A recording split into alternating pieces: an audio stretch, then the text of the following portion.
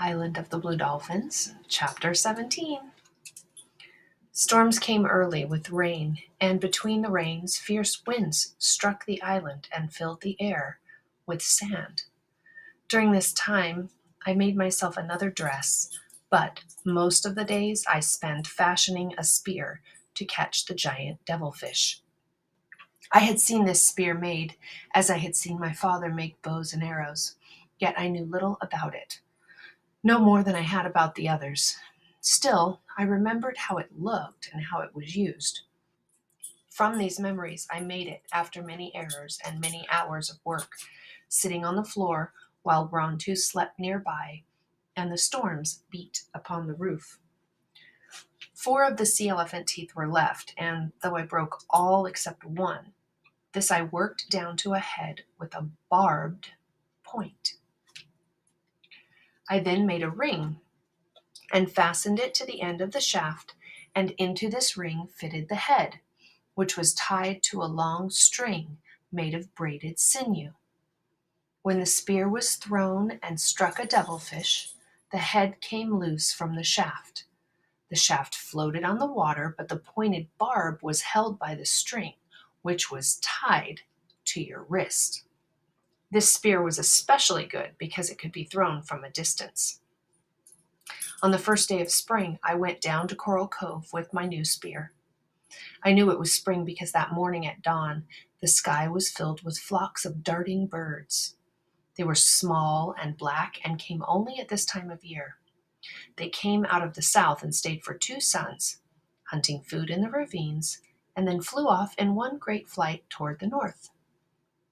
Rontu did not go with me to the beach because I had let him out of the fence and he had not returned.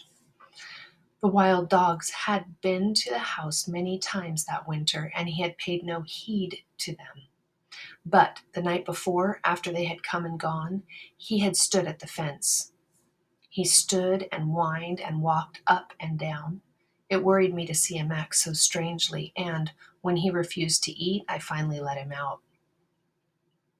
Now I pushed the canoe into the water and drifted toward the reef where the devilfish lived. The water was so clear that it was like the air around me. Far down, the sea ferns moved as though a breeze were blowing there, and among them swam the devilfish, trailing their long arms.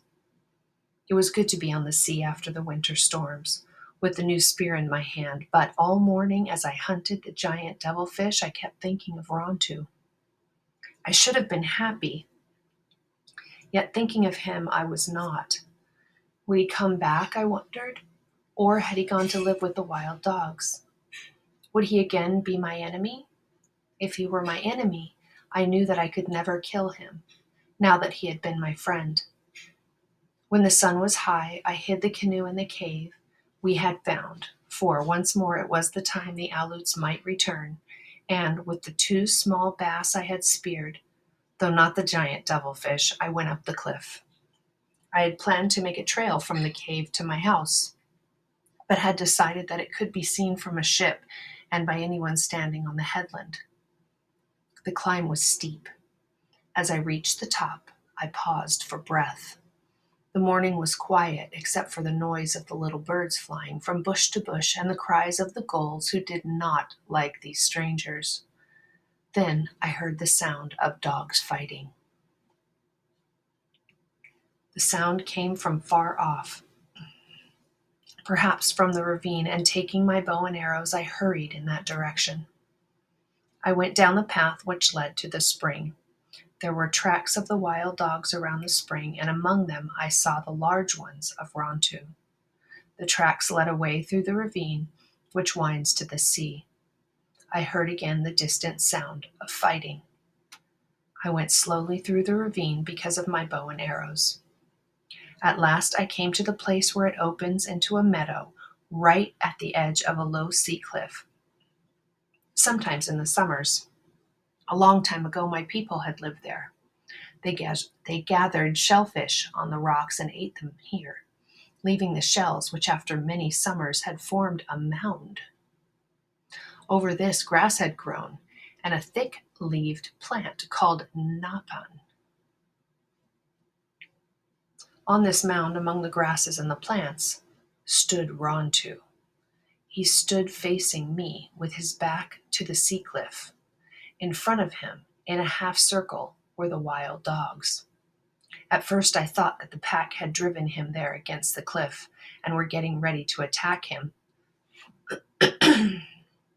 But soon I saw that 2 dogs stood out from the rest of the pack, between it and Rontu, and that their muzzles were wet with blood. One of these dogs was the leader who had taken Rontu's place when he had come to live with me. The other one, which was spotted, I had never seen. The battle was between Rontu and these 2 dogs. The rest were there to fall upon whichever was beaten.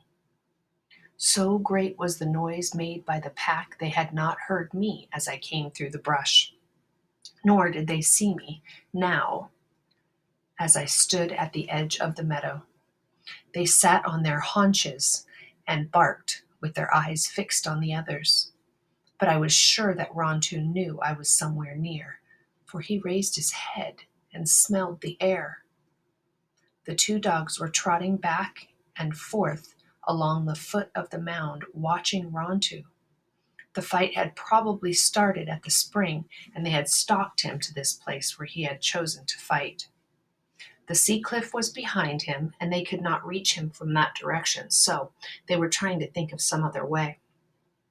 It would have been easier if one could have attacked him from the back and one from the front.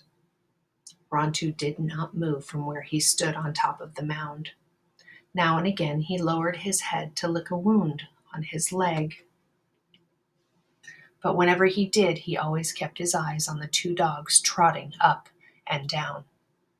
I could have shot them, for they were within reach of my bow, or driven off the pack, yet I stood in the brush and watched.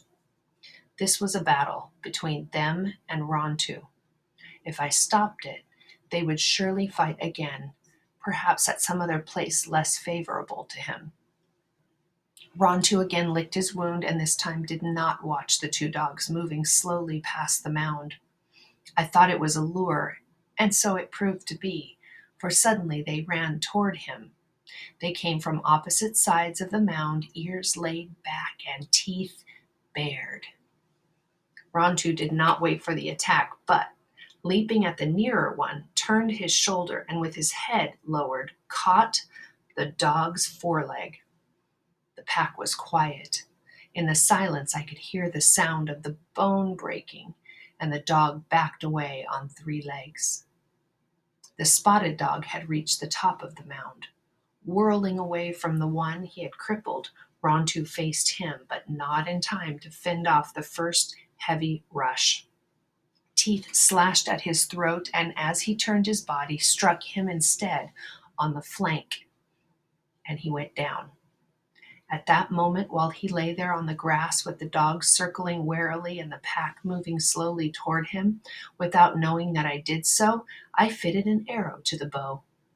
A good distance separated Rontu from his attacker, and I could end the battle before he was wounded further or the pack fell upon him. Yet, as before, I did not send the arrow. The spotted dog paused and turned in his tracks and again leaped, this time from behind. Rontu was still lying in the grass with his paws under him, and I thought he did not see that the other was upon him. But, crouching there, he suddenly raised himself and at the same time fastened his teeth in the dog's throat. Together they rolled off the mound, yet Rontu did not let go.